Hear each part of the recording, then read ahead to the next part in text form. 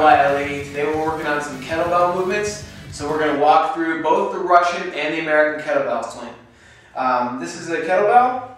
If you don't have a kettlebell, you can also substitute a dumbbell, which you can probably find at your local fitness center, or may just have lying around the house. And we'll get into how to use the dumbbell in just a minute. First we're going to talk about how to dress the kettlebell. So you're going to step up to it. You want that handle to be bisecting the arch of your foot, so right between the arches of your feet. You're going to push your butt back, keeping your chest tall, and reach down to pick up that kettlebell.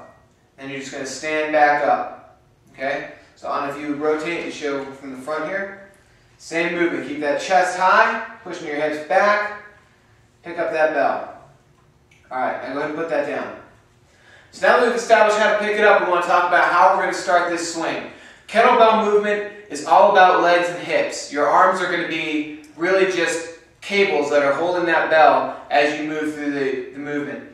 So what you really want to focus on is a good opening and closing of your hips. So you're going to be rocking those hips forward and back. Alright?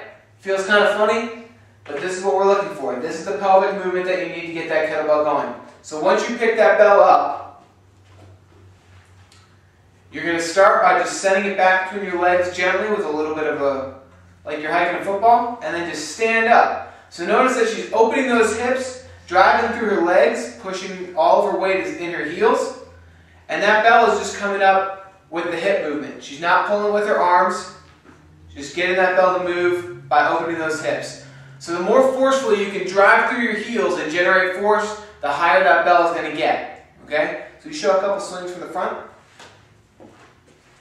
So again, just sending that bell back and just standing up forcefully. It's all about opening those hips, driving the hips through. So that's a Russian kettlebell swing, and that's where you want to get that kettlebell just up to eye level.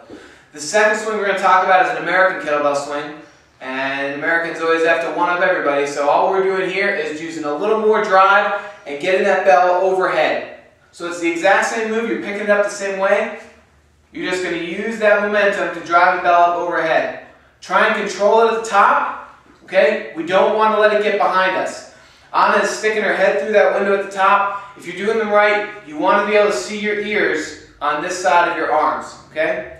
If that bell starts to get behind you, make sure that you've got a safe space behind you that you can drop it and just get out of the way, okay? Better to hurt the equipment, hurt the floor, than try and catch it and twist out a shoulder, all right? So for American kettlebell swings, a good way to go is to just kind of get up as close as you can without being completely vertical. It's going to protect you from losing that bell over the back.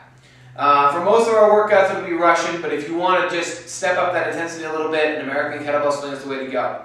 So if you don't have a kettlebell at home, the next best thing you can use is just a regular dumbbell. And all you're going to do is make sure that you've got a good grip, secure the top of that dumbbell, and you're going to use the same motion. Okay? So everything else is the same.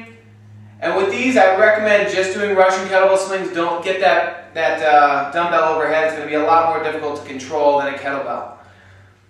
So that's it. You can work your way up in weight with any of those dumbbells. And if you have access to a kettlebell, there you go.